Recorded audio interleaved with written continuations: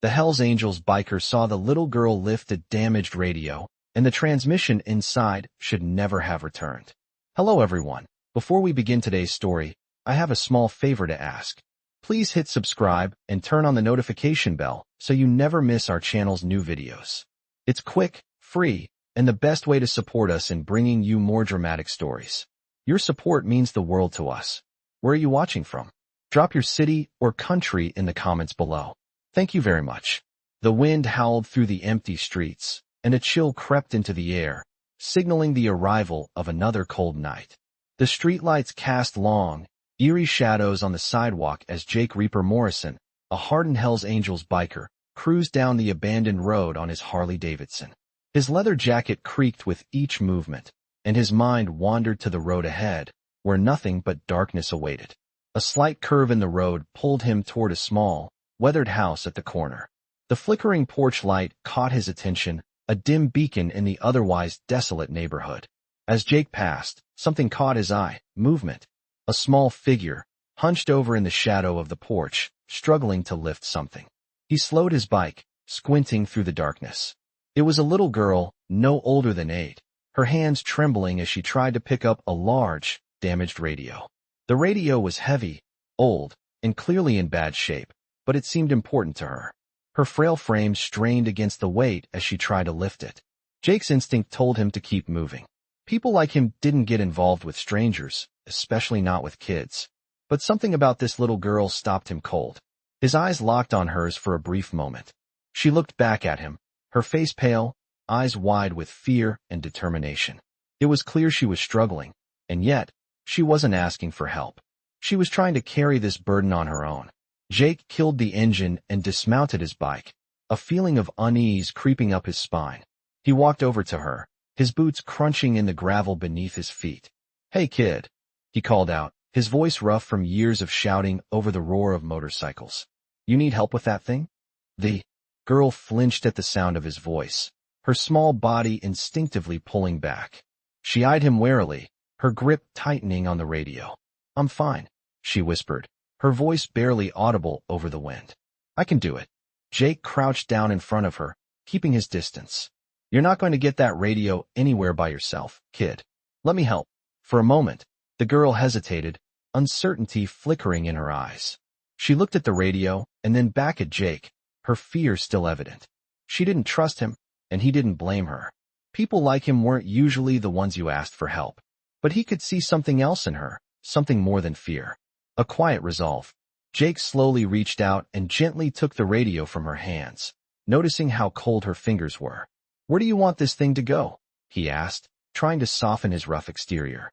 She stared at him for a long moment, the silence stretching between them. Then, she spoke. "It's my dad's," she said, her voice trembling. "He's not here anymore. I have to fix it." Jake froze. The mention of her father struck a chord in him. He thought back to his own childhood, to a time when he had been just as lost, just as alone. He could feel the weight of her words settling heavily in his chest. "All right," he said, his voice softer now. "Let's get it inside and take a look at it." The girl looked up at him, her eyes softening for a brief moment. "Thank you," she whispered, her voice barely above a breath. Jake nodded, a tight lump forming in his throat. He didn't know why he felt this way, why he couldn't just walk away like he had always done. Maybe it was because he saw something in this little girl that reminded him of the boy he once was, the one who had nobody to lean on. He carefully carried the radio inside her house, making sure not to break it further. As they entered, he noticed the dim light flickering in the hallway, casting long shadows on the walls. The house was quiet, too quiet. Something didn't feel right. But before he could think any more on it, the girl closed the door behind them and led him into the small living room. She gestured to the table, where an old workbench stood, cluttered with various tools and parts. "Dad used to fix things here," she explained. "He said everything can be fixed if you know how to look at it." Jake studied the workbench for a moment, the smell of dust and old metal hanging in the air. He set the radio down, his mind already racing with thoughts of how to repair it. The little girl stood next to him, watching with quiet curiosity. As he began to inspect the radio, a thought crossed his mind. This wasn't just a broken radio. It was a symbol of something much deeper. This girl was holding on to a memory, something she wasn't ready to let go of. And for some reason, Jake couldn't shake the feeling that fixing this radio was going to lead him into something much bigger than he had ever expected. I don't know why I'm doing this. Why I'm still standing here, with a broken radio in front of me and a little girl watching me like I'm her last hope. Maybe it's because I see too much of myself in her. Or maybe it's because, for once, I want to fix something. For once, I want to make sure someone else doesn't feel the same kind of emptiness I've lived with for years. I try not to think about it too much, just focus on the task at hand. The radio. It's not much, but it's something. It's something that matters to her. I take a deep breath and start to examine it. The little girl, standing beside me, watches intently as I work. I know she's waiting for something. Maybe an answer. Maybe hope. I'm not sure I can give her either. It's broken, I mutter under my breath, more to myself than to her. The radio's old, weathered, with visible damage on the casing, but it's not beyond repair. Just like her. You think it can be fixed? She asks, her voice barely above a whisper. I look at her, and for a moment, I see the same vulnerability in her eyes that I used to have. The uncertainty, the loneliness. It's going to take some time, but yeah, I say, keeping my tone steady. I think we can fix it. She nods slowly, her small hands clutching the edge of the workbench. I wanted to work again, she says softly, almost pleading, so I can hear his voice. I freeze. I don't need to ask who she's talking about. I know. Her father. The man who used to fix things, who used to be there for her, until he wasn't anymore. I feel a pang in my chest. I wasn't expecting that. I'm sorry, I say, and I mean it. I'm sure he's proud of you. The words feel empty, but I say them anyway. I can't tell her the truth, that her father might not have been the man she thought he was. She doesn't need to hear that. Not now. Not like this. I focus on the radio, trying to ignore the weight of her words. I begin disassembling it carefully, looking for the source of the damage. The girl stands quietly beside me, not saying anything, but I can feel her eyes on me, watching every move I make. I work in silence, the sound of tools clinking and the hum of the fluorescent light above us filling the room. Time passes slowly. I find the problem. The internal transmission is damaged beyond repair. It's not something I can fix with just my hands, and it's going to require a part that's hard to come by. I take a step back, my mind racing. There's no easy fix here. I can't just glue it back together and make it work again. But I also can't just walk away. Not after what she said. I turn to her. The radio's not the only thing that's broken. I say, my voice a little quieter than I intended. She looks up at me, her eyes wide with concern. What do you mean? She asks. I hesitate. There's something inside this radio. Something that shouldn't be there. Something dangerous. I don't explain more than that. The last thing I need is to scare her. But I know I can't just leave it like this. Someone, somewhere, has placed this radio in her path for a reason, and I'm not going to let it go unnoticed. The sound of a motorcycle engine rumbles outside. The low growl of a bike on the road cuts through the silence of the room, and I know who it is. My brothers. They're here, but I don't want them involved. Not in this. Not yet. You need to stay here. I say, my voice firm. Lock the door. Don't answer it. I can see the confusion in her eyes, but she doesn't argue. She simply nods, the same trust she had in me earlier, still there. She turns away as I head to the door, the weight of the radio's secret heavy on my shoulders. I step outside, just as I see the familiar shapes of my club members walking toward the house. They're here to check on me, to make sure I'm not getting too involved. They don't understand. But I know I can't let this go. Jake, one of them calls out, his voice low. You're getting too close. I stop in my tracks, looking back at the house, the small figure standing in the doorway, waiting for me. I know what I have to do. I turn away from my brothers, heading back to the workbench where the radio lies. The transmission inside, the one that shouldn't have returned, has a story, and I'm going to find out what it is. I sit back down and pick up the radio, my fingers tracing the cracks in the casing. This isn't just about fixing a radio anymore. This is about finding answers. Answers that might change everything. I knew I couldn't ignore it any longer. The radio, the one I thought was just a broken piece of junk, was hiding something much darker. I sat there staring at the radio, my fingers still lingering on the cracked casing, trying to piece it together. There was no denying it now. Whatever was inside wasn't something you'd want in the hands of a little girl. I had to find out what it was before it was too late. The weight of the decision settled heavy on my chest, but I couldn't shake the feeling that this was bigger than just a broken radio. It felt like a warning. I glanced over at the girl standing by the door, her eyes wide with curiosity. She could tell something was off, but she didn't ask. She didn't have to. She knew better than to ask too many questions. "Jake, is it really broken?" she asked softly. Her voice was fragile, like she was afraid to hear the truth. I looked up, meeting her gaze. There was a determination in her eyes, and for a moment, I saw her father in her, stubborn, strong-willed. But it was the kind of strength that had been forged in the fire of loss. "It's broken, all right," I said, my voice quieter than I intended. "But there's something inside it that shouldn't be here. Something dangerous." She tilted her head, confused. "Dangerous? How?" she asked, her small voice filled with fear and curiosity. "I don't know yet," I muttered, "but I will." I couldn't bring myself to explain the real danger to her. She was just a kid who had already been through too much. And now this. This wasn't something she needed to be involved in. I stood up, pushing the radio aside, and grabbed my leather jacket. "You stay here. Lock the door if anyone comes around. Don't let anyone in," I told her. She didn't argue. She nodded silently and stepped back into the room, her eyes following me as I moved toward the door. As soon as I stepped outside, the chill of the night hit me like a wave. The quiet of the small town was broken only by the soft hum of the streetlights and the occasional sound of distant cars. I had to get to the bottom of this before it escalated further. The last thing I needed was for someone to come looking for the radio, someone who wouldn't hesitate to hurt a little girl to get it. I made my way to the garage, my mind racing with possibilities. As I entered, the familiar smell of oil and metal hit me. I knew this place like the back of my hand. It had always been my safe haven. But tonight, it felt different. The air was heavy with something I couldn't quite place. My eyes scanned the workbench, the shelves stacked high with spare parts, and then my gaze fell on the tools I knew I would need. I grabbed a screwdriver and started carefully removing the radio's casing. I had to make sure I didn't break it further. My heart raced as I worked, knowing I was getting closer to whatever secret was hidden inside.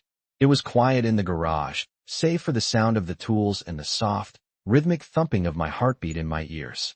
After what felt like an eternity, I finally pried open the back of the radio. What I saw made my blood run cold. Inside wasn't just old wiring and damaged circuits.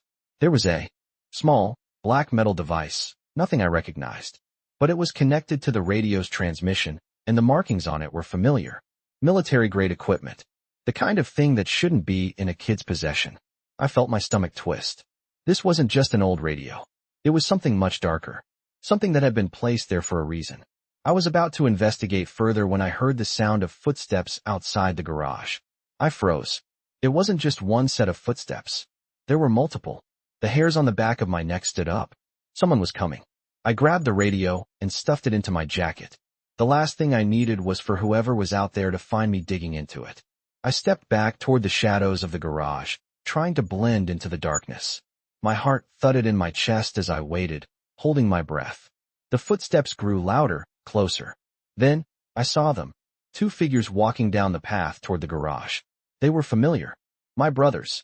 The ones who had always kept an eye on me, making sure I didn't get too far involved in things.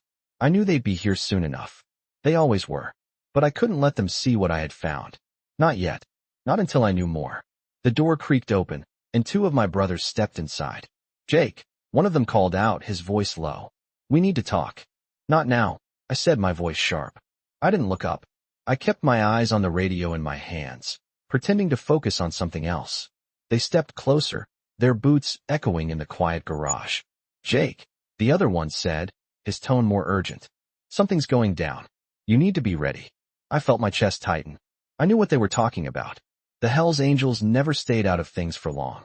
And I knew if I didn't act fast, everything was going to spiral out of control. I stood up, the weight of the radio pressing against my chest. "I'll be ready," I said quietly, slipping the radio back into my jacket. "But first, I need to take care of something. Just stay out of my way for a while." They exchanged a glance, but said nothing more. They knew better than to push me when I was. This focused. As they turned and left, I felt the weight of the moment settle over me. Whatever was inside that radio was only the beginning. And now, I had to figure out what it was, before it was too late. I closed the garage door behind me, the sound of it locking into place echoing in the stillness of the night. My mind was racing with thoughts I couldn't quiet. The radio, the device inside it, and the way it had seemed almost intentional. It wasn't just some random broken piece of junk. It was a tool, a device meant to be found. I had to figure out what it was, and I had to do it fast. The girl, the one who trusted me, had no idea what she was holding on to, and the last thing I wanted was for her to get caught up in something bigger than she could handle. I could feel the weight of the radio in my jacket, like it was burning a hole in my chest, demanding attention. I reached for my phone, but I hesitated. I couldn't just call anyone about this. Whoever had put that device in the radio wasn't just going to let it slip away quietly. They would come for it, and they would come for her. I needed a plan, but I needed to be careful. I pulled my jacket tighter around me, the cold air biting at my skin as I stepped back outside. The street was empty, but that didn't mean I was alone. I knew better. The city never really slept, not with people like me around. I didn't want to bring the attention of my club into this, not yet. They were already watching me, and if I wasn't careful, they'd get involved whether I liked it or not. I could already hear the distant rumble of their bikes, cutting through the night like a warning. I had to move fast. My first instinct was to head straight to the local pawn shop, see if I could get some information on where the radio might have come from. But that wasn't the right move. No, I needed to go to the one person who would know how to deal with something like this. As I walked down the alley behind the garage, I pulled my collar up against the cold, my boots crunching against the gravel. My mind was still on the girl, on her innocent face, trusting me to fix something she didn't even understand. What was I getting myself into? I had been avoiding this kind of involvement for years. I had sworn I wouldn't get caught up in anything that involved kids, anything that reminded me of the past. But here I was, walking down the same path I had tried so hard to leave behind. I stopped at the corner of the street and looked around. No one was following me yet, but I could feel the tension building, the sense that something big was about to go down. I dialed the number I knew by heart, the one I hadn't used in months. It rang 3 times before a gruff voice picked up. "Jake." The voice said, recognition clear in his tone. "You need something?" "I need help with something," I said, my voice low. "Something serious." There was a pause on the other end. "You in trouble?" he asked. "Not yet, but I might be soon. Meet me at the old shop on 5th. I'll explain everything there." I hung up before he could say anything else. I didn't have time for questions. I needed answers, and I needed them fast. As I made my way through the darkened streets, I couldn't shake the feeling that someone was watching me. Every shadow seemed to stretch and twist. Every movement felt too calculated. But I kept my focus. The shop on 5th was run by an old mechanic who had worked for the Hells Angels years ago. He knew how to fix anything, and I figured he'd know how to handle a device like the one inside the radio. When I arrived, the lights in the shop were dim, but the door was open. I stepped inside, the familiar smell of grease and metal filling the air. The mechanic, a man named Earl, was hunched over a workbench, his hands covered in oil as he fiddled with some old engine parts. When he saw me, he straightened up, wiping his hands on a rag. "Jake," he said, his voice gravelly from years of smoking. "What brings you here?" "I didn't waste any time. I need you to look at something. I found it, and I think it's important." I reached into my jacket and pulled out the radio, setting it on the workbench in front of him. Earl raised an eyebrow as he examined the radio, his fingers tracing over the cracks in the casing. "This is old," he said, his voice low. "Real old. But it ain't just old, is it?" "No," I said, shaking my head. "There's something inside it, something that shouldn't be there. Something military grade." Earl's eyes narrowed. "You sure about that?" I nodded, my stomach twisting. "It's connected to the transmission. It's not just a broken radio." Earl didn't say anything at first, but he picked up a small tool and started carefully opening the casing. As he worked, I stood back, watching him. The tension in the room was palpable, and I could feel the weight of what we were about to uncover. When the back of the radio came off, Earl's eyes widened slightly. He didn't say anything, but I could see the recognition in his face. "You're right," he said finally, his voice low. "This ain't just some old junk. This is part of something else. Something that shouldn't be in the hands of civilians." I stepped closer, my heart racing. "What is it?" Earl looked up at me, his expression grim. "It's a transmitter. One that's been used for more than just communication." The room seemed to close in around me. A transmitter. Something that had been hidden in a child's toy, waiting to be activated. I couldn't believe it. I had to figure out who was behind this. But first, I had to get the girl to safety. I need to take this somewhere, I said, my voice tight. And I need to make sure no one finds out she has it. I couldn't shake the feeling that things were spiraling out of control. Every minute that passed felt like another step towards something I couldn't stop. Earl had seen the transmitter inside the radio, and from the way he reacted, I knew it wasn't just some random device. It was connected to something much bigger, something dangerous. He had barely spoken after he recognized what it was, just focusing on the radio, his fingers working expertly. But I could see the worry in his eyes. I knew that look. It was the same one I had seen in my own reflection too many times. The feeling of being caught up in something you couldn't escape. I turned to Earl, my jaw clenched. What exactly are we dealing with here? I asked, my voice low. Earl didn't meet my eyes right away. Instead, he kept fiddling with the radio, his fingers quick and precise. This is military-grade tech, Jake, he finally said, his voice barely a whisper. It's a communication relay, but not just for ordinary purposes. This thing is used to track, to listen, and to guide. Guide? I echoed, my mind racing. Guide what? Earl finally looked up, his eyes serious. I've worked on military tech before. This isn't something civilians should have. Whoever placed this in that radio knew exactly what they were doing. It's meant to be activated remotely. And when it is, well, I don't need to tell you the kind of attention it'll attract. The weight of his words hit me like a punch. I had known this was dangerous, but I hadn't realized just how dangerous. The radio was a beacon, and if anyone found out it was in the hands of a kid, they would come for her. They would come for us. So what do we do now? I asked, trying to steady my breath. Earl shook his head, his eyes dark. We get it off the grid. We can't just destroy it, Jake. It's too well built for that. We need to take it somewhere safe, somewhere no one will think to look. My mind raced. I had one place. One person who could help me get this off the radar. But that meant I had to move fast. I looked at Earl, my stomach tight. I need to get it to a contact. A place where no one will find it. Earl nodded, wiping his hands on his rag. You're gonna need to move quick, then. If that thing's active. And if someone's been tracking it.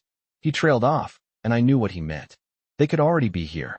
They could already know about the girl, and the last thing I needed was for her to get caught up in whatever mess I had just stepped into. I'll handle it, I said, turning toward the door. Stay here, keep an eye on the shop.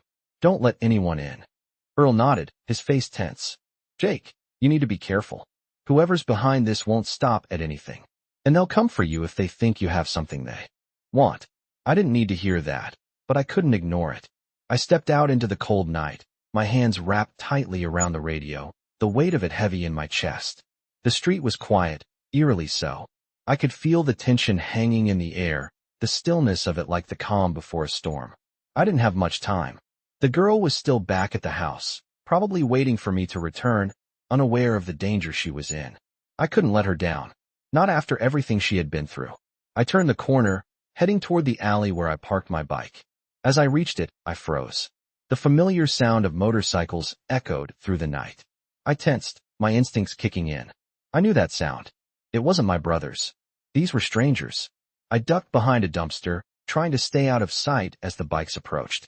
They slowed down, the rumble of their engines vibrating through the ground. I peered out, just enough to see them. Two men, wearing jackets with patches I didn't recognize, were heading straight for the house. The girl. I couldn't let them get to her. I felt the anger rise in me, a cold fury that I hadn't felt in years. I had made a promise to protect her, and I was going to keep it. But I needed to move fast. I pulled out my phone, dialing the only number I could trust. My contact answered on the first ring. I need you to meet me, I said, my voice steady but urgent. I've got something I need you to take care of. It's bigger than we thought. The voice on the other end was calm, but I could hear the concern in it. Where? Meet me at the old warehouse by the river. 15 minutes. I'll be there, the voice said, and the line went dead. I put the phone back in my pocket, my eyes still on the men who had just passed the alley. I waited until they were out of sight, then I made my move. I couldn't let them get any closer. The girl's safety was my priority now. I raced to my bike, fired it up, and took off down the street, heading for the warehouse. I could feel the tension in the air, thick with the threat of what was to come. Every second counted. As I sped down the road, I knew one thing for sure. This was only the beginning. I arrived at the warehouse just as the rain started falling harder, the kind of rain that soaks you to the bone in minutes. I knew I was being followed. The sound of distant motorcycles, their engines cutting through the storm, was too familiar. They weren't here for a casual ride. They were here for the radio, for the girl, and for me. I pulled into the warehouse parking lot and parked my bike behind a pile of old crates. The place was dark, abandoned, except for the flickering lights that barely illuminated the crumbling walls. The door creaked open as I stepped inside, my boots echoing on the concrete floor. I scanned the shadows, waiting for my contact to show up. My heart was pounding in my chest, and every instinct was telling me to keep moving, but I had to wait. I couldn't afford to make any mistakes. The girl's safety, my safety, it all depended on this. A few minutes later, I heard the distinct rumble of another motorcycle engine approaching. I stepped further into the shadows, my hand on the handle of my knife, ready for whatever came through that door. A figure emerged from the rain, walking steadily toward the warehouse entrance. It was him, my contact. A tall man, built like a truck, his leather jacket soaked through, but his posture unshaken. He didn't need to say a word. I knew he was here for the same thing I was. He had a job to do, just like me. "Jake," he said, his voice low but firm. "You got it." I nodded, pulling the radio out of my jacket. "I got it," I said, my voice tight. "But we have a problem. It's not just a radio. It's got a transmitter. And whoever put it in there, they've been tracking it." His eyes narrowed as he took the radio from my hands, inspecting it carefully. "A transmitter?" he repeated, his tone flat. "That's bad. Real bad." "Yeah," I agreed, my fingers twitching. "I've already had some unwanted visitors. I need you to take it off the grid. Keep it out of sight. We can't let anyone get their hands on it." He didn't hesitate. "We'll get it handled," he said, slipping the radio into a bag. "But you need to move. They'll be looking for you." Just as he finished speaking, I heard the unmistakable sound of motorcycles pulling up outside. The same bikes from earlier. My stomach dropped. "They're here," I muttered, looking toward the door. "They know." "Move," he snapped. "I'll take care of this." Before I could say anything else, he turned and vanished into the shadows, moving fast and silent. I didn't have time to worry about him. My focus was on getting out of here. I bolted for the back exit of the warehouse, my boots pounding against the wet concrete. As I reached the door, I could see the silhouettes of two riders standing by their bikes. I had to think fast. I couldn't let them get close. I ran to the side of the building, ducking behind a stack of old crates, trying to stay out of sight. The rain was coming down harder now, and the sound of the downpour drowned out most of the noise. But I could still hear the low hum of the motorcycles as they moved closer. I held my breath, praying they wouldn't spot me. My fingers wrapped tightly around the knife in my pocket, but I wasn't looking for a fight. Not now. Not when I still had the girl to protect. I waited for what felt like an eternity, but when I heard the engines revving up again, I knew they were leaving. I peeked out from behind the crates and saw the riders pull away, heading back toward the main road. I exhaled in relief. But that relief was short-lived. I knew they'd be back. They always came back. I couldn't afford to stay here any longer. I needed to get to the girl. I turned and sprinted toward the front of the warehouse, praying I wouldn't be seen. As I reached my bike, I could hear the familiar sound of my contact's voice through the comms. "Jake," he said, his tone urgent. "Get out of there now. They know where you're headed. They're already on their way to your place." My blood ran cold. They were coming for her. I didn't have a second to lose. I revved the engine, my heart racing as I sped off toward the girl's house, my mind focused only on one thing: getting to her before they did. The rain was coming down so hard now I could barely see, but I didn't care. I couldn't let them take her. Not after everything she had been through. The roads were slick, but I kept pushing the bike faster, the roar of the engine deafening in my ears. I was almost there. Almost. But I knew that even if I got to her house in time, there was no guarantee I'd make it out again. They wouldn't stop until they had what they wanted. And right now, what they wanted was her. And the radio. I had to get to her first. I had to protect her. I raced through the rain-soaked streets, the roar of my motorcycle cutting through the storm. The weight of the radio pressed against my chest, but I couldn't let it slow me down. I was too close now, and I knew that if I didn't get to her in time, everything would be lost. The girl, the one who had trusted me without hesitation, was waiting for me. And those men, the ones who had been following me, would stop at nothing to get their hands on what I had. They weren't just after the radio. They were after the girl too. I could feel it in my gut. They wouldn't leave without her. I leaned into the turns, the road slicked beneath my tires, and pushed the bike faster. The city blurred around me, the rain stinging my face as I focused on the destination ahead. My mind was racing, running through the possibilities of what might happen when I got there. If I was too late, would they already be inside? Would they have hurt her? I couldn't let that happen. I wouldn't let that happen. As I approached her house, I slowed down, carefully navigating the wet pavement. I knew I had to be careful, but time was running out. I parked the bike a few houses down and dismounted, the cold air biting into my skin. I checked my watch. It had only been a few minutes since I'd last heard from my contact, but it felt like hours. I moved quickly toward the house, my boots making barely a sound as I crept up the side of the building. The lights were off, but I could see shadows moving inside. I froze. They were already here. I pressed, my back against the wall, holding my breath as I waited for the right moment. Through the window, I could just make out two figures standing near the door. I couldn't tell who they were, but I knew one thing. They weren't there for a friendly visit. I pulled my phone out and texted my contact. They're here. Move now. The response came almost instantly. Stay put. We'll cover you. I didn't have time to wait. I couldn't just sit here and hope for backup. I had to act now, before they made their move. I glanced around the corner of the house, trying to get a better look. One of the men was pacing near the front door, while the other stood by the window, watching for any sign of movement. I knew I had to get inside, but I also knew that if I made the wrong move, they'd be on me before I had a chance to do anything. I took a deep breath, steeled myself, and dashed toward the back door.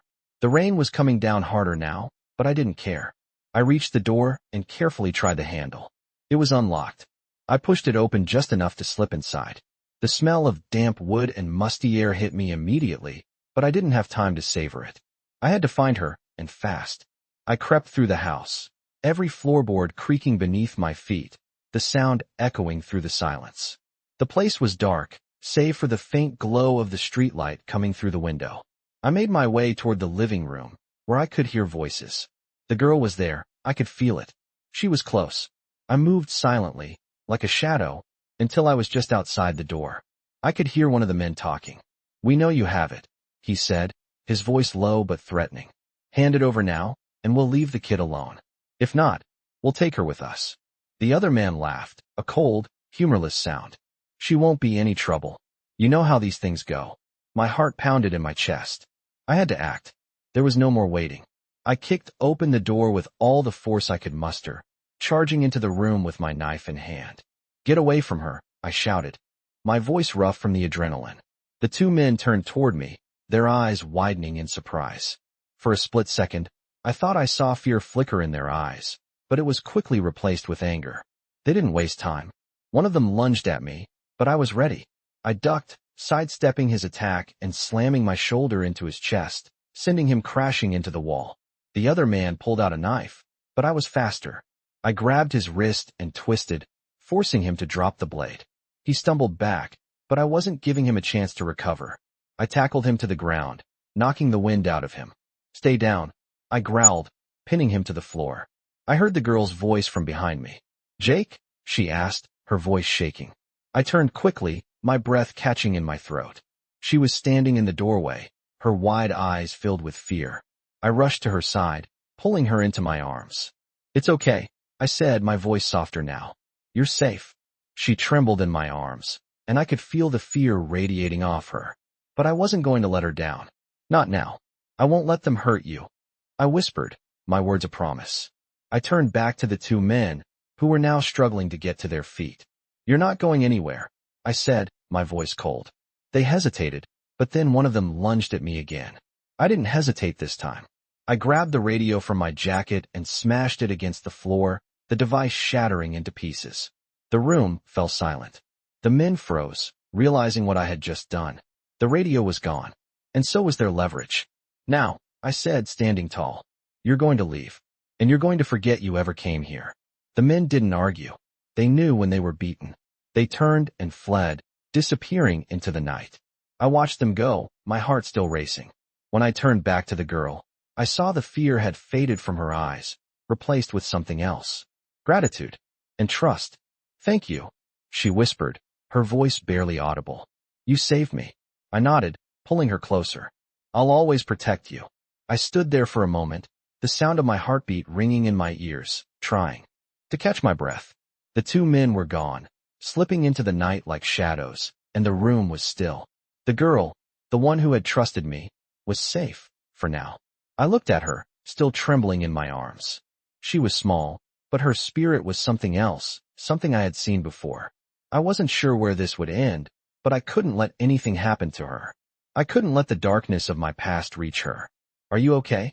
I asked softly, my voice rough from the adrenaline. She nodded, but I could see the fear in her eyes. She wasn't okay. She had just been caught in a storm she didn't understand. "I'm sorry," I said, pulling her a little closer, trying to offer whatever comfort I could. "You shouldn't have had to see that." She looked up at me, her eyes filled with a wisdom that didn't belong to someone so young. "You saved me," she said, her voice barely above a whisper. It hit me harder than I expected, and for a moment, I couldn't speak.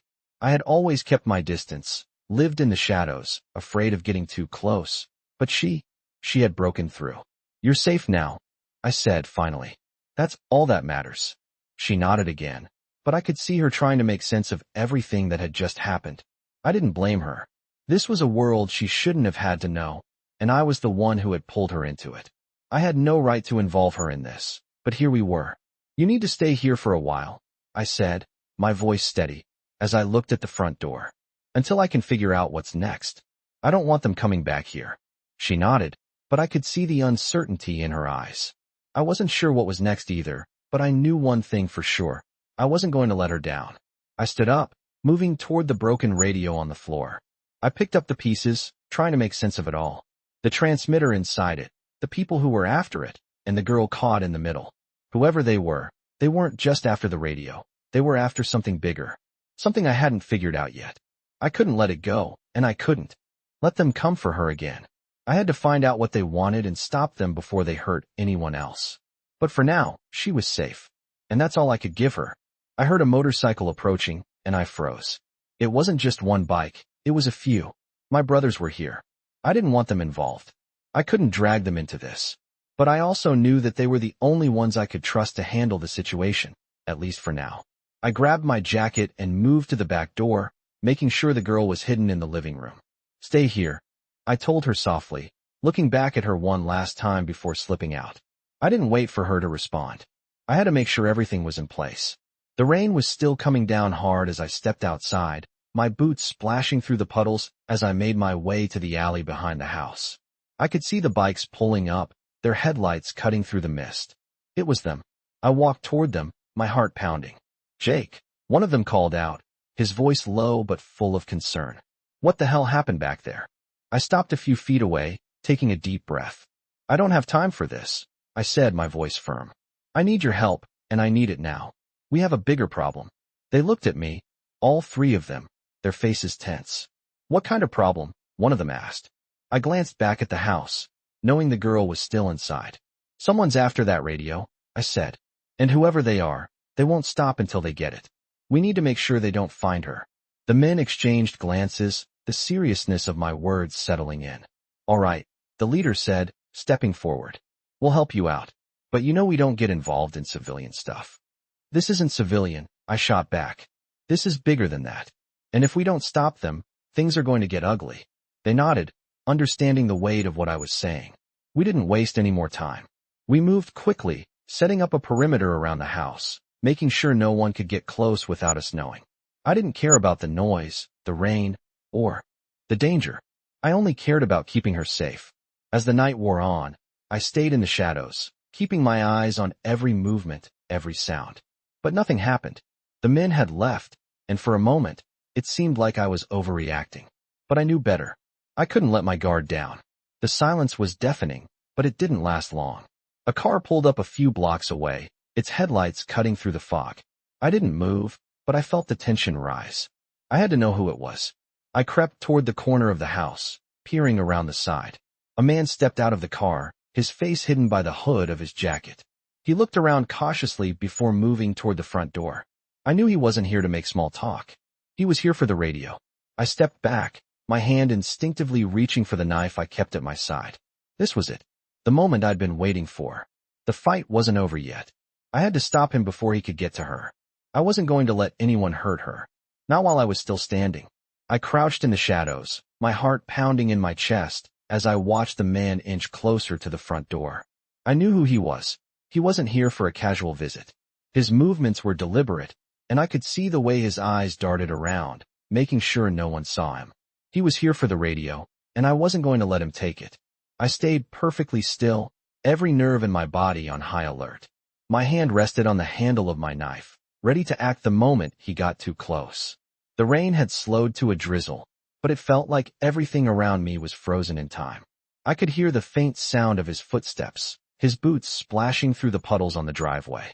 He reached the front door and knocked once, twice, slowly and deliberately. My fingers tightened around the knife. I wasn't sure who he was working for, but I didn't need to know. I just needed to make sure he didn't get inside. The door creaked open, and the girl's voice, soft but steady, reached me. "Who's there?" she asked, her tone cautious. I could hear the uncertainty in her voice, but she didn't hesitate. She was braver than I'd ever been at her age. "I need to see the radio." The man's voice was low, almost a growl. "Now, open the door." I held my breath, waiting for her to make a decision. I couldn't let her open that door. Not now. Not when I knew who was on the other side. I stepped forward, moving silently like a shadow.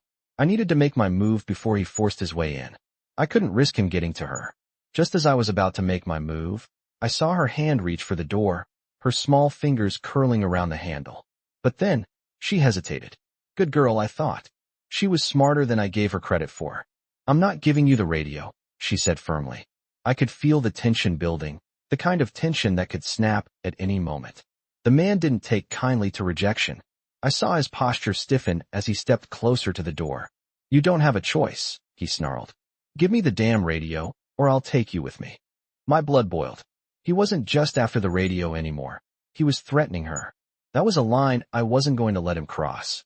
I took a deep breath and stepped out from the shadows, moving fast. I lunged at him, knocking him backward before he could react. My hand gripped his arm, twisting it behind his back as I slammed him against the wall. "You're not going anywhere," I growled. The man grunted in pain, but I held him firm. I could feel his muscles straining against me, but I wasn't letting go. He was going to learn a lesson he wouldn't forget. "Jake!" The girl's voice trembled behind me. I didn't turn around, but I could hear the concern in her voice. "You're safe," I said, my voice low and steady. "Stay back." I didn't need to look at her to know she was scared, but I had to protect her. I had to make sure no one hurt her. The man struggled, but I tightened my grip on his arm. "You're not getting the radio," I said, my voice cold. "And you're not taking her either." He tried to twist his body to break free, but I kept him pinned to the wall. "You have no idea who you're messing with," he spat. "You think you can stop us? You're just a biker. You're nothing." His words didn't faze me. I'd heard worse in my life, and I'd lived through it all. But this time, it was different. This time, it wasn't about me. It was about her. I looked at the girl over my shoulder. "Go inside. Lock the door." I didn't wait for her response. I could see the fear in her eyes, but I also saw something else, something that reminded me of myself when I was younger. She was strong. She just didn't know it yet. The man continued to struggle against me, but I wasn't about to let him get away. I wasn't going to let him hurt her. I twisted his arm further, forcing him to his knees. "You're going to stay here," I said, my voice cold as ice. "And you're going to tell me who sent you." The man winced in pain, but didn't speak. He wasn't going to give me what I wanted. That was fine. I didn't need him to talk. I already knew enough. They were part of something bigger, something that didn't stop at just one radio. And I wasn't going to stop until I figured out what it was. I heard the sound of more motorcycles approaching, and I knew we were running out of time. I glanced back at the girl, who was standing at the door, her wide eyes fixed on me. "Stay inside," I told her, my voice firm. She nodded, but I could see the worry in her face. "Please, don't let them hurt you," she whispered. I didn't respond, but the knot in my stomach tightened. I was her protector now. I wasn't going to fail her. The man on the ground finally gave in, his shoulders slumping. "You don't know who you're messing with," he repeated, his voice strained. I could hear the desperation in his tone, and I knew he was starting to crack. "Then tell me who you work for," I said, my grip on him loosening just enough for him to realize he wasn't going anywhere. "Tell me, and I'll let you go." He paused for a moment, his eyes darting around like he was looking for an escape. But there was no way out for him. Not anymore. "You think you're the only one who's looking for that radio?" he asked quietly. "There's a lot more at stake than you know." I kept the pressure on the man's arm, my grip unrelenting as I listened to his words sink in. He was cracking, I could tell. There was something he was holding back, and I needed to break through. "You think you're the only one who's looking for that radio?" he had said. "There's a lot more at stake than you know." The words echoed in my mind as I leaned closer, keeping him pinned to the ground. "What do you mean?" I asked, my voice cold, demanding answers. He hesitated, his breathing shallow as he tried to gather his thoughts. I knew he was trying to figure out how much he could say before he dug himself into a deeper hole. I wasn't going to give him the luxury of time. "You're not the only one after that thing," he finally muttered, his voice barely audible. "There's a whole network of people who want it. And not just for the radio, for what it can lead to." I leaned in even closer, pressing my knife gently against his side, just enough to remind him I had control. "Who are they?" I demanded. "Tell me." He winced, but the fear in his eyes was enough. "You wouldn't believe me if I told you. But you're already in over your head. You and the girl, you're both caught in something much bigger than you realize. The people who are really behind this, they don't stop. They don't back down." My mind was racing, processing everything he said. I had known there was more to the radio than just a broken piece of equipment. But this? A whole network? It was bigger than I could have imagined. I needed more. "Who's in charge?" I asked, my voice low and steady. "I need names." The man shook his head, his breath coming out in ragged gasps. "I can't," he started, but I wasn't going to let him off that easily. I pushed harder, my face inches from his. "You'll tell me. Now." He swallowed hard, and for a moment, I thought he was going to crack. But then he did something I didn't expect. He smiled. It wasn't a smile of defiance, but one of resignation, like he knew something I didn't. "You won't get far," he said, his voice suddenly calm. "They'll come for you. They'll come for her." His words hit me like a brick wall, and for a moment, the air seemed to freeze around me. I knew what he meant. Whoever these people were, they weren't just going to give up. They were going to keep coming until they got what they wanted. And they wouldn't stop until they had the girl, the radio, and anyone who got in their way. I stood up, stepping away from him, trying to collect my thoughts. My grip tightened on the knife, but I knew there was no more time to waste. I had to act, and I had to do it now. The man on the ground groaned, trying to push himself up, but he was too weak. I didn't have the luxury of dealing with him anymore. The girl was still inside, and I couldn't let her be caught in this mess any longer. I turned toward the door, but just as I was about to head back inside, I heard the unmistakable sound of a motorcycle approaching. Not just one bike, but several. My heart sank. They were here. The people he had warned me about, they were coming. I had to move fast. I dashed toward the back of the house, staying out of sight, my mind racing. I knew I had to get to the girl, get her out of here before they showed up. I reached the back door and paused, listening. The footsteps inside were quiet now, but I could hear the soft sound of the girl's voice, trying to reassure herself. I couldn't let her be alone, not with what was coming. I pulled open the door and stepped inside, moving quickly but quietly through the house. As I reached the living room, I saw her standing by the window, her eyes wide with fear. She looked up when she saw me, and for a brief moment, I saw the relief in her eyes. "Jake," she whispered, her voice trembling. "Are they gone?" I shook my head, my jaw clenched. "No, but we're leaving now. We have to go. We can't stay here." She nodded, fear clouding her face, but I could see the trust in her eyes.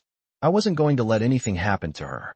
"Come on, let's move," I urged, grabbing her hand and pulling her toward the door. But before we could make it to the exit, I heard a loud crash from outside. They had arrived. I pulled her close, hiding us both behind the door. My mind raced. There wasn't enough time. The back door was our only way out, but I couldn't risk getting caught in the open. We needed a plan, and fast. I looked down at her, my hand still gripping hers. "Listen to me," I said, my voice low but firm. "Stay quiet. Stay close. And no matter what happens, do not make a sound. Do you understand?" She nodded, her eyes wide with fear, but she trusted me. "I won't let them hurt you," I whispered, before pushing open the back door. We stepped out into the night, the rain now a constant drizzle, but the danger was still there, hanging over us. We had to move quickly, but silently. The sound of the motorcycles was closer now, their engines loud in the distance, but still far enough that we had time. I led her through the yard, my eyes scanning every corner, every movement. My heart was in my throat as I moved us toward the alley. We were almost there, almost free. But just as we turned the corner, I saw them. Two men, their silhouettes standing in the shadows, waiting for us. I froze. The game was up, but I wasn't going to let them win. Not this time. I froze, my back pressed against the cold, damp brick of the alley as I saw them standing there. Two figures, just barely visible in the shadows, but I could feel their presence like a weight in the air. I had no choice but to face them. The moment they saw us, the game was over. The girl's grip tightened on my hand, and I could hear her breath, shallow and quick, as she stood beside me. I couldn't show fear. Not now. Not when she was relying on me. One of the men stepped forward, his silhouette solidifying in the weak light from the street lamps. His leather jacket glinted with patches I recognized immediately. He was part of the same group. The same people who had been following me. I knew this wouldn't end without a fight. This is the part where you hand it over, the man said, his voice low and cold. He was calm, but there was a dangerous edge to his words. We know you've got it. My hand instinctively went to the knife in my pocket, but I kept my movements slow, trying not to give away my position. I'm not giving you anything, I said, my voice steady, though my heart was racing. You're not taking her, and you're not taking the radio. The man grinned, his eyes flashing with something dark. You really think you have a choice in this? He taunted, stepping closer. You've already made the mistake of standing in our way. I didn't flinch, though every instinct in me screamed to take action. I couldn't afford to be reckless now. Not with her here. The other man, who had been silent until now, stepped forward as well, his eyes scanning the street. I knew they were waiting for the right moment, trying to catch me off guard. But I wasn't going to let them. You don't want to do this, I warned, taking a small step back, putting myself between the girl and the men. You don't know what you're dealing with. The man laughed, the sound rough and menacing. Oh, we know exactly what we're dealing with, he said, his voice dripping with malice. You're just a biker, a nobody. But you're standing in the way of something much bigger than you. The words hit me like a slap to the face. Something bigger? What did that even mean? I had already known this was more than just about the radio, but hearing it out loud sent a chill through me. These people were part of something much darker. Something that I had no business being involved in. But now it was too late. I was already in the middle of it. I don't care what your game is, I said, my voice colder now, my eyes fixed on the man. But you're not getting her. You're not getting the radio. He stepped closer, his hand moving to his waistband, and I knew the moment for action was near. I could feel the tension building, the air thick with anticipation. I was ready for him to make a move, but I couldn't make the first strike. Not yet. The girl was still behind me, watching, waiting, and I couldn't risk her getting hurt. I couldn't be the one to make the first mistake. The man reached for something inside his jacket, and in that instant, I knew I couldn't wait any longer. I lunged forward, closing the distance between us. My hand shot out, grabbing his wrist before he could pull whatever weapon he was reaching for. I twisted his arm, throwing him off balance, and he stumbled back, crashing into the alley wall. I spun around, drawing my knife, just as the other man reached for his gun. I moved fast, slamming the knife into his wrist, forcing him to drop the weapon. He cursed under his breath, but I didn't give him a chance to recover. I kicked his legs out from under him, sending him crashing to the ground. The man who had been thrown against the wall recovered quickly and lunged at me, but I was ready. I sidestepped, knocking him off balance, and I drove my fist into his stomach. He gasped for air, but I didn't wait for him to recover. I kept my focus on the girl. She was still behind me, her wide eyes watching everything unfold. I couldn't let this continue. I couldn't risk her seeing more. Get inside. I yelled at her, my voice low but urgent. Now, lock the door behind you. She hesitated for a split second, her gaze flickering between me and the men on the ground. But then she nodded, her small hands trembling as she backed toward the door. The two men, both now on the ground, groaned in pain, but they weren't done yet. They weren't going to stop here. I had to make sure of it. I turned back to them, my knife still in hand. Get up, I said, my voice cold. Get up and get out. You don't want to do this. They didn't move at first, but the threat in my voice was enough to get them to stir. The man I had knocked into the wall pushed himself up slowly, his hand on his side where I had struck him. "You're making a big mistake," he spat, his eyes filled with rage. "You're messing with the wrong people." "I'm not the one making mistakes here," I said, stepping forward, my knife raised. "Now leave. Get out of here." They hesitated for a moment longer, their eyes locked on me, but they knew better than to push it any further. Slowly, they backed away, retreating into the darkness. I didn't take my eyes off them until they were out of sight. When they were finally gone, I exhaled, the tension in my body easing just a little. But I couldn't relax. Not yet. I turned and walked toward the girl, who was standing by the door, her eyes wide with fear. "You're safe?" I said, trying to sound reassuring, but even I knew it wasn't that simple. She nodded, but I could see the fear still lingering in her eyes. "I don't want to be afraid anymore," she whispered. "I don't want to keep running." I swallowed hard, kneeling down in front of her. "You won't have to run anymore," I said, my voice steady. "I'm going to protect you. No one's going to hurt you again." I stood there for a moment, my heart still pounding from the chaos of the last few minutes. The men were gone, but the weight of the situation hadn't lifted. The girl, still standing in the doorway, was watching me with a mixture of fear and gratitude in her eyes. I could see it in her face. She was trying to make sense of everything that had just happened. The fight, the danger, the man who had threatened her. But she was safe now. I had made sure of that. I walked over to her slowly, my steps measured. "Are you okay?" I asked gently, though I already knew the answer.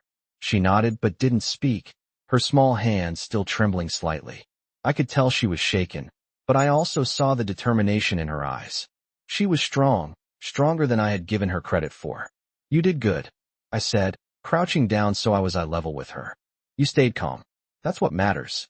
She didn't respond immediately, but I could see her processing my words. She wasn't a kid who would be easily broken. I knew I had to keep her safe, but I also knew the danger wasn't over. I glanced over at the broken door, the one that had been left ajar in the chaos. My mind was still racing with possibilities. Who were these men? What were they really after? And why was it so important? I couldn't shake the feeling that this was only the beginning. "We need to go," I said suddenly, straightening up. "Now? Before they come back?" The girl looked up at me, confusion in her eyes. "Where are we going?" she asked softly. I could hear the uncertainty in her voice, but there was also a glimmer of trust. "I have a place we can go," I replied, my tone steady. "It's safer than here." I wasn't sure how much longer I could keep her hidden, or how much time we had before they came back looking for her. But I knew one thing for sure. If I didn't get her to safety, we were both in trouble. I grabbed my jacket and slung it over my shoulder, motioning for her to follow me. She hesitated for just a moment, then nodded and stepped outside, her small figure following closely behind me. We moved quickly through the rain-soaked streets, staying close to the shadows. I didn't trust the city, not after everything that had happened. I kept my eyes peeled, scanning every corner, every movement. It felt like the world was closing in around us. The weight of the radio was still on my mind, but it wasn't just the radio anymore. It was everything. The people after it, the girl, and whatever it was they were really looking for. As we walked, I could hear the faint rumble of motorcycles in the distance. I stiffened, instinctively pulling the girl closer to me, shielding her from view. They were getting closer. The sound of their engines grew louder, and I knew we couldn't stay here much longer. "Come on," I urged, picking up the pace. "We need to move faster." We turned down a side street, heading toward a small building at the end of the block. It wasn't much, just an old storage unit, but it would be enough for now. I had a few people I could trust, people who could help us stay hidden. As we reached the building, I glanced over my shoulder, making sure we weren't being followed. The motorcycles had stopped, but I wasn't taking any chances. I opened the door, ushering the girl inside quickly, then stepped in after her, locking the door behind us. It was dark inside, the only light coming from a small window high on the wall. "Stay here," I said, motioning for her to sit down on a dusty chair in the corner. "I'll make sure we're safe." I moved to the back of the room, checking the small closet where I kept supplies. My mind was still racing, the events of the night playing over and over in my head. I had to figure out what to do next. I couldn't keep running. I couldn't keep hiding. But I also couldn't let the girl get caught in the crossfire. She had already seen too much. I turned back to her, watching as she sat quietly, her hands folded in her lap. She looked up at me, her eyes tired but determined. "What happens now?" she asked, her voice barely above a whisper. I sighed, walking over to her. Now, I said, kneeling down in front of her, we wait. We wait until we know we're safe, and then we figure out what to do next. She nodded, her expression serious, but I could see the fear still lingering in her eyes. She was just a kid, caught up in something that wasn't her fault, and it was my job to protect her. But I couldn't do it alone. I needed help. The silence in the room felt deafening, and I could feel the weight of everything pressing down on me. The radio, the people after it, the danger we were both in, it was all too much to process. But I couldn't let myself break. I had to keep it together for her. I'm not going anywhere, I said, my voice firm. You're safe here. I promise.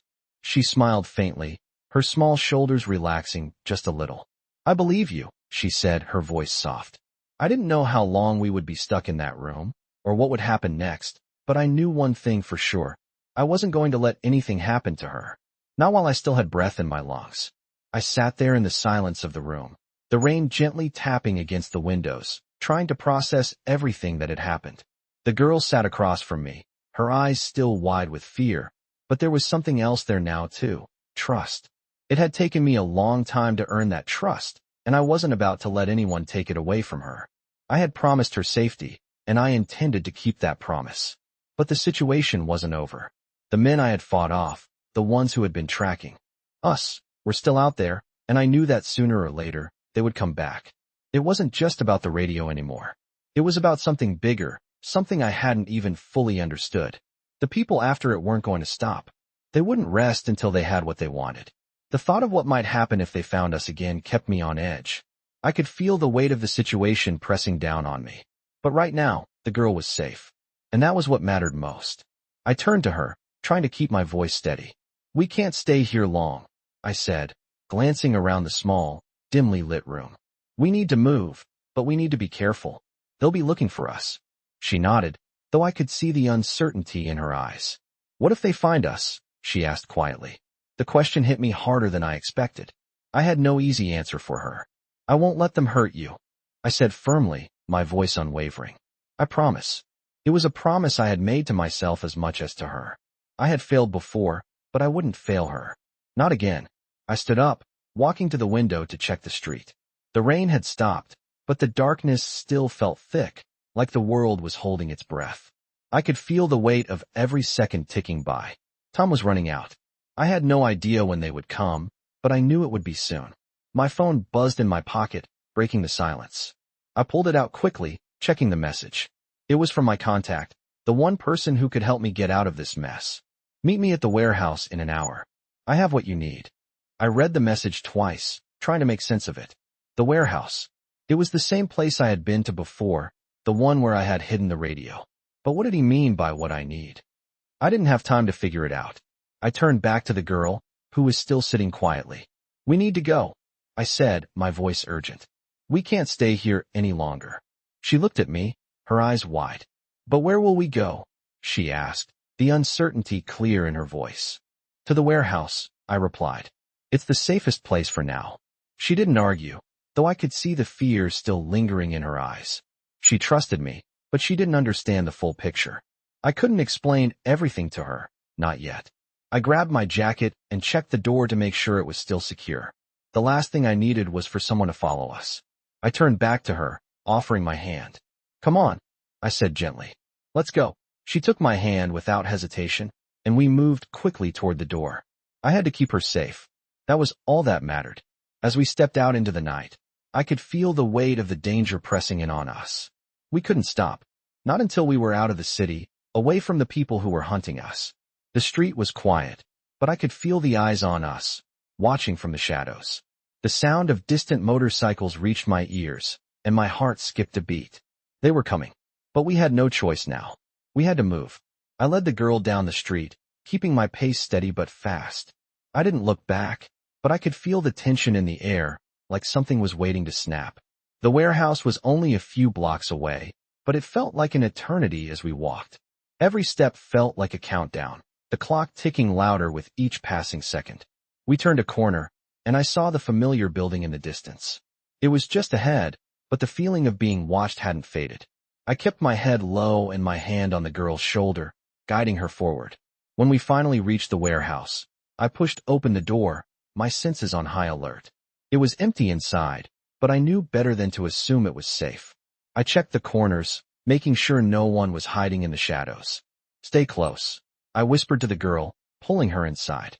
"We don't have much time." I stepped further into the warehouse, my mind racing. What did my contact mean by having what I needed? And who else was after us? The answers weren't clear, but one thing was. I was running out of time. The door slammed shut behind us, and I heard footsteps approaching. I turned to the girl, my eyes locking on hers. "Stay here," I ordered, my voice firm. "Don't move." She nodded, her eyes wide with fear, but trusting me. I turned to face the door, my hand gripping the knife at my side. I had no idea who was coming, but I wasn't going to let them take her. Not without a fight. The door creaked open slowly, and a figure stepped into the dim light. My heart skipped a beat when I saw who it was.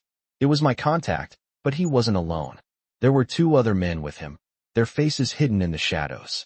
"I knew you'd show up," I said, my voice steady, though the tension in the air was thick. "You got what I need?" He nodded, stepping further into the light. "You're gonna need more than just the radio," he said, his voice grim. "They're not done with you yet. And they're not just after the girl anymore.